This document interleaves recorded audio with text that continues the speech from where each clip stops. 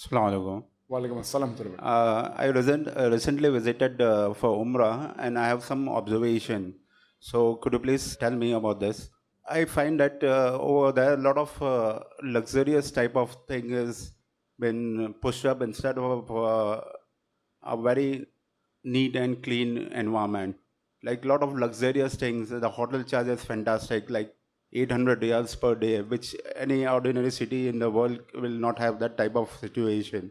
So, Islamic, is there any step taken to this extravagance, luxuries, and all that? Because every Muslim has the right to go to this place, and if the things are put to the right channel, many people will take the advantage of this. Is there any concrete attention is given to this issues? Because there is a lot of extravagant expenses and other things which should be not there in a holy place like Mecca. And even if you see in India, there is in any other religion, they have this thing, Musafir Khana, or a place where people can say a normal, at very economical rates and all that. So why don't you put some efforts to this? He was asked the question that when he went for Umrah, he found that the rates of per day in staying in hotels very exorbitant, say 800 yards, which is very high. Brother, let me tell you one thing. I do agree. The rates are only high during the season. During the month of Hajj, during Hajj period, it's very expensive, and during the month of Ramadan. These two are the only times when the rates escalate. Well, that's the time when more pilgrims come to the holy city of Makkah and Medina. Otherwise, in off-season, it is one of the cheapest in the world. 800 riyal, what we're talking about the peak season. So the rates in hotels close to the Haram is one of the most expensive in the world and one of the cheapest in the world. 800 riyal is nothing. What we're talking about 800 riyal is about a 5-star hotel. So 800 riyal comes to about 10,000 rupees. So if you take the rates of the 5-star hotel close to the Haram, by the Makkah, Medina, in off-season, it is the cheapest in the world. Cheapest in the world, I'm telling you that. You can even stay for 150 riyals. 2,000 rupees, no 5-star hotel you'll get. Even for 1,000 rupees, off-season, 125 riyals, I'm telling you that. 5-star hotels. But in season, 2,000, 3,000 riyals, which becomes the most expensive in the world. Your question should have been Umrah, it should have been Hajj. Umrah is normally done in off-season. Except if you're Umrah during Ramadan. That time, during the last 10 days, it's sometimes even more expensive even than Hajj season. But during the other times of Umrah, it is very cheap. A poor person can even stay in a 5-star hotel during off-season if he wants to do Umrah. Now coming to your question, during Hajj season, why is it expensive?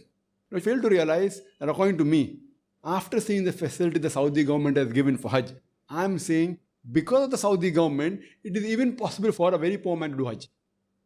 The facility the Saudi government gives, if you see the Haramain, both the Haramains, the facility they have, the toilets they have provided. Imagine more than 2 million people coming for Hajj at one time during Ramadan, and the facility they have given toilet.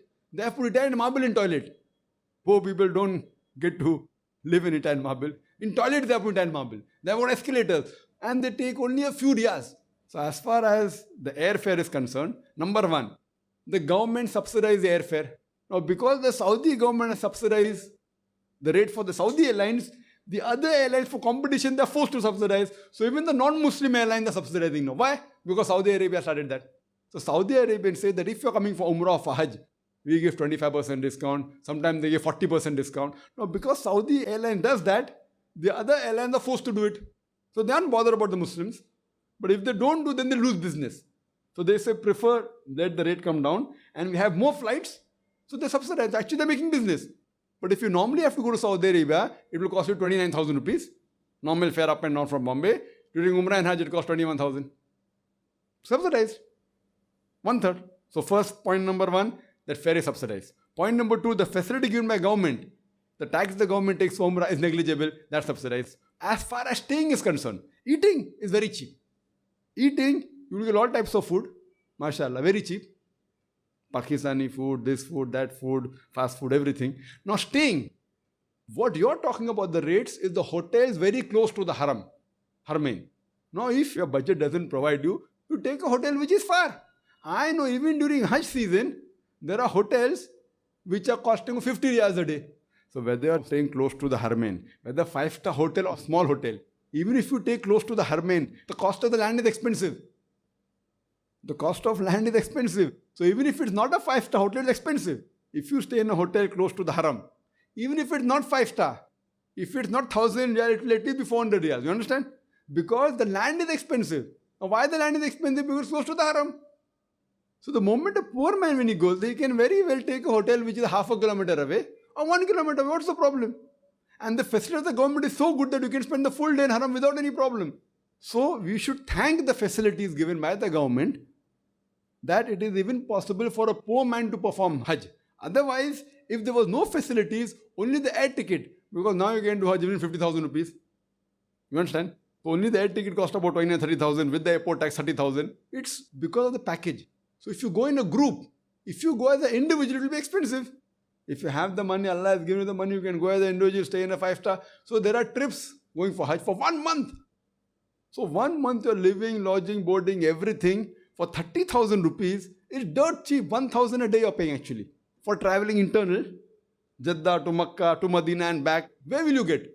1,000 a day. If you go to America and you want to spend 1,000 a day, when you go to SOTC trips, they are so expensive. So if you compare that with the haram, for 30 days average you are spending less than 1,000 rupees.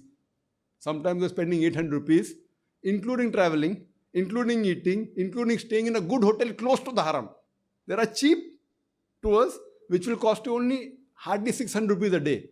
Now 600 rupees a day for eating, staying and traveling is very cheap in a foreign country.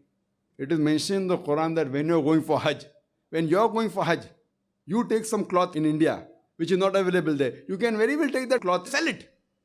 And the government gives you permission. So while you are doing Hajj, many people do it free because they take stuff and they spend a few hours a day selling it and they recover the cost. People even make money. So that is no problem. So in Hajj, if you cannot afford it, you can even do business. You can take some material and sell it. Then many people do it.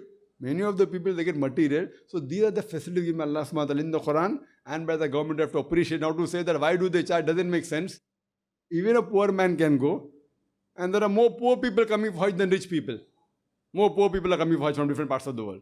They do the saving and alhamdulillah, I have to thank. So all the types of facilities there in the Haramain, whether Makkah, Medina, big hotels are there, cheap hotels are there. There are Jamaat Khanas also. There's Bori Jamaat Khana, there are Aga Khani Jamaat Khana. There are several. So many Musafir Khanas are there. If you don't know about it, that's your problem. There are many Musafir, not only in the Haram, even in cities.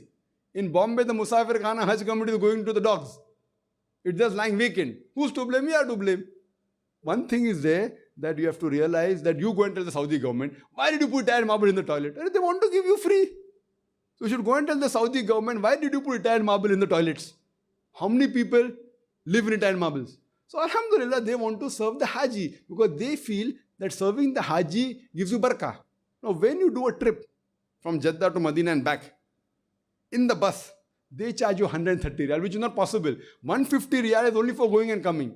How is it possible? Then I inquired. They came to know that many rich people who say that whatever the cost is, we'll pay half. So when you're paying 130 riyal, which for 3 days going to Medina and coming back with the air-conditioned bus, the normal bus fare when you go is 150 riyals. How can they have 130? It doesn't make sense. So when I inquired, they told me that whatever the cost is, 50% is paid by rich people. They say we want to subsidize it. So if they want to subsidize it, why go in air-conditioned bus? But if the rich people, they want to spend their money in serving the Hajis, alhamdulillah. So there's some rich man who is subsidizing. Some people come and tell me, Ibn Qasir is so cheap, why it's expensive? Because the rich people in Ramadan, what they say, whatever the cost is, we'll pay half. So if the cost is approximately 8,000 rupees, or if it is 6,000 rupees, they say we'll pay half. So you get 3,000 rupees Ibn Qasir. It is subsidized by somebody. So when they want that, let the Hajis get facilities, let the people who come for Ramadan get facility. So why are you objecting? If you don't want it, don't take it. So don't go in the tour, you can go individually. So the thing is that the facility given by the people out there, alhamdulillah, because they respect the Hajis, alhamdulillah, we have to appreciate that. And we have to say that, mashallah, you can stay in a good hotel also, sometime at cheap rate. Sometime if you don't have the money, you can stay in a cheap hotel. Or if you have the money, you can stay in the season in expensive hotel. Hope that answers the question. Yeah, brother. I think Nawab of Arcot, Arcot, yes. he has dedicated a building and For Waqf. yeah, and the people can go and stay free down there. And I think even Nizam of Hyderabad has done it. Maybe He's not aware. Brother adding more information, he's right. That Nizam of Hyderabad at that time, he used to give zakat to Saudi Arabia. Nizam of Hyderabad. They used to send zakat. They used to send money to Saudi Arabia, and now it is the opposite. So they have got many of their own places to stay, which is free. But again, that's limited. So maybe the place, the room may be 50 or 100. So booking is there, so people are staying free. There are many people, even Nawab of Arcot of Madras. He has got his own place where people can go and stay there free. There, even Abhori Sayyidin has got, even Aga Khan has got. There are many trusts which have got.